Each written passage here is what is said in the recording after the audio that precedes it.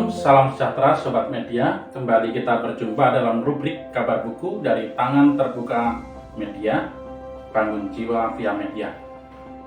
Kali ini kita masih membahas bersama salah satu terbitan dari Tangan Terbuka Media, yaitu buku pada mulanya Suara Intergenerasi dalam Kitab Kejadian, bersama penulisnya yaitu Pendeta Yoel Indlasmoro. Selamat sore. Selamat sore. Ya, Pendeta Yoel, kali ini kita akan memperbincangkan lebih lanjut buku pada mulanya dengan tema memperkenalkan Allah yang diinspirasi dari Kejadian 4 ayat 1 sampai dengan 15, kisah Kain dan Habil. Ya, Pendeta, di Kejadian pasal 4 ini yang unik, cerita langsung diawali dengan kelahiran anak Adam dan Hawa, yaitu Kain, dan kata Hawa, "Aku telah mendapatkan seorang anak laki-laki dengan pertolongan Tuhan." Agaknya cerita langsung dibuka dengan sebuah pengakuan iman dari leluhur umat manusia ini bahwa hanya Tuhanlah yang memungkinkan hadirnya berkat keturunan. Nah, bagaimana pandangan Pak Pendeta Yoel tentang hal ini? Iya, terima kasih. Jadi memang saya juga merasakan bahwa pengakuan Hawa ini adalah pernyataan iman bahwa aku telah mendapat seorang laki-laki dengan pertolongan Tuhan. Jadi memang anak Kain, anak pertama itu didapat karena pertolongan Tuhan, bukan karena kuat kuasanya sendiri Jadi dia mendapatkan karena pertolongan Tuhan. Sehingga menarik, setelah itu ada kisah tuh bagaimana mereka Kain dan Habel sama-sama mempersembahkan. Saya rasa di sini Hawa dan Adam bertindak memperkenalkan Allah kepada kedua anaknya, sehingga mereka pun dipanggil atau merasa dipanggil untuk mempersembahkan kurbannya. Dari kecil mereka diperkenalkan bahwa ada penguasa yang lebih besar kuasanya dari mereka sendiri. Dan karena karena mereka juga diingatkan mungkin sama orang tuanya bahwa mereka lahir karena pertolongan Tuhan, sehingga wajarlah kalau mereka juga memberikan persembahan kepada Tuhan, gitu ya. Nah, yang unik Pendeta, di sini diceritakan bahwa pada akhirnya nanti ketika mereka mungkin dewasa, Kain hidup dari hasil bumi atau pertanian, sementara Habil hidup dari peternakan. Ini mengandaikan bahwa setiap anak itu unik, setiap anak punya talentanya sendiri, panggilannya sendiri, dan Adam dan Hawa kelihatannya tidak memaksa anak-anaknya harus meniru mereka.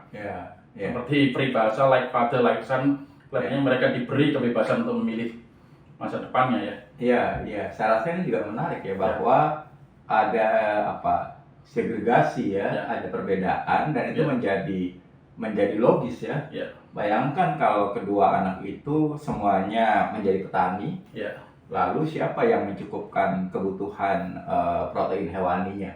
Atau semuanya jadi jadi peternak? Siapa yang mencukupkan kebutuhan protein sayuran dan vitamin betul. Yang menarik dan kemudian yang selalu menjadi diskusi kita bersama adalah tentang persembahan yang mereka berikan. Diceritakan di sini mereka berdua, anak-anak Adam dan Hawa, sama-sama memberikan persembahan kepada Tuhan. Persembahan Habil diterima, persembahan Kain yang berupa hasil bumi ditolak. Nah, bagaimana Pendeta Yoel memandang peristiwa ini? Ini kan bukan karena sebenarnya bahwa yang daging lebih enak sehingga diterima Tuhan, yang hasil bumi ditolak karena tidak mengandung protein hewan, gitu kan, bukan seperti itu semestinya kita tidak memahami semacam itu Juga nggak perlulah kita berandai-andai bahwa persembahan yang diterima Tuhan adalah hewan kurban, Tapi perkara diterima atau tidak diterima itu kan sebetulnya ada pada Allah, ada pada Tuhan yang punya hak prerogatif untuk menerima atau menolak. Persoalannya adalah menurut saya Kain merasa tertolak. Kain merasa tertolak ketika persembahannya tidak diterima. Dan memang itu pun di Alkitab tidak diceritakan apakah tandanya. Ya. Ada gambar-gambar yang mengatakan yang diterima berarti asapnya ke atas, lalu yang tidak diterima berarti asapnya ke kiri atau ke kanan gitu ya. Tapi saya rasa kita tidak perlu berspekulasi kenapa Allah tidak menerima persembahan Kain, tetapi ya itu karena ada dalam hak prerogatifnya. Allah berdaulat untuk itu. Hanya persoalannya adalah Kain sendiri yang merasa persembahannya tidak diterima, tidak merasa perlu untuk klarifikasi. Dalam bayangan saya, seandainya Kain klarifikasi, maka ceritanya mungkin bisa berbeda. Ya tentu kita boleh mengatakan di mata Allah, Allah tidak mengindahkan persembahan Kain, tetapi yang tidak diindahkan adalah persembahannya. Seandainya Kain mau mengklarifikasi, mungkin dia mendapatkan jawabannya. Hanya persoalannya adalah Kain tidak mau mengklarifikasi kepada Allah. Dia juga tidak diceritakan klarifikasi kepada orang tuanya. Tapi yang dilakukannya adalah dia membunuh adiknya. Jadi ketika ini sering kali terjadi kan, ketika kita marah dengan seseorang, tapi karena kita karena kita nggak berani sama dia, maka kita menyimpan dalam hati, atau marah sama yang lain gitu ya. Ya, ini tentang merasa tertolaknya Kain dan akhirnya timbul pembunuhan yang pertama mungkin ya kalau orang-orang menyimpulkannya. Ini apakah menunjukkan komunikasi yang berlangsung tidak dengan baik di dalam keluarga Adam dan Hawa sendiri, sehingga Kain tidak berani untuk mengungkapkan pada orang tuanya dan juga tidak berani berkomunikasi dengan adiknya dan terlebih lagi kepada Tuhan yang berhak untuk menilai persembahannya. Iya, mungkin ini kita hanya bisa berandai-andai, tapi bisa saja Kain sendiri tidak mampu berkomunikasi dengan dirinya. Ini kan dia merasa tertolak. Betulnya dia bisa bertanya kenapa dia merasa tertolak gitu kan. Lalu kalau merasa tertolak, apa yang harus dilakukan? Toh ini hanya masalah rasa gitu ya. Misalnya saya merasa perlu membelikan baju baru untuk istri saya. Saya sudah menyiapkan segala sesuatunya, lalu saya belilah baju baru itu untuk istri saya. Dan ketika istri saya melihatnya, bisa saja dia tidak suka. Entah warnanya, entah modelnya, entah harganya, yang terlalu mahal mungkin. Tapi sekali lagi perasaan tertolak itu seharusnya dikomunikasikan, dikeluarkan. Dan ini kalimat bagus ya dari Nabi Daud ya. Kadang-kadang dia bertanya, mengapa engkau bla bla bla, hai jiwaku, tertekan hai jiwaku. Jadi solilokui ya, senandika. Jadi berkomunikasi dengan diri sendiri. Dan tapi dia tidak dilakukan Kain. Dia tidak mampu berkomunikasi dengan dirinya sendiri. Dia tidak mampu menerima penolakan. Karena sebetulnya arti nama Kain adalah mendapat. Jadi sebetulnya mungkin saja Kain selama ini terus mendapatkan banyak hal baik, dan ketika dia mendapatkan hal yang buruk di matanya, dia marah gitu ya. Jadi mungkin pengalaman juga buat Kain. Kaget untuk pertama kali ada orang yang tidak memberikan respons positif terhadap persembahan yang diberikan. Dan kita tidak tahu apakah itu sungguh-sungguh yang terbaik atau tidak. Ada yang berspekulasi itu, tapi yang pasti adalah Allah berdaulat. Dan ini yang pertama. Kalau kita belajar dari bagian lain kitab suci, bukan masalah besar kecil persembahan ya. Bukan masalah besar kecil, bukan masalah jenis persembahan. Bahkan mungkin bukan masalah ketulusan mungkin. Mungkin juga bukan masalah ketulusan gitu ya. Hanya pada titik itu Tuhan tidak mengindahkan saja. Dan kita mungkin kita juga bisa protes ya. Kenapa Tuhan tidak mengindahkan gitu ya? Bukankah Tuhan sayang semuanya gitu ya? Tapi mungkin disitulah kita bisa juga bertanya, bisa saja itu adalah cara Tuhan untuk mendewasakan Kain. Gitu. Pada kenyataannya kan dalam hidup nggak selamanya kita menerima pujian. Betul. Nggak selamanya orang suka dengan kita. Dan tidak selamanya hidup itu lancar.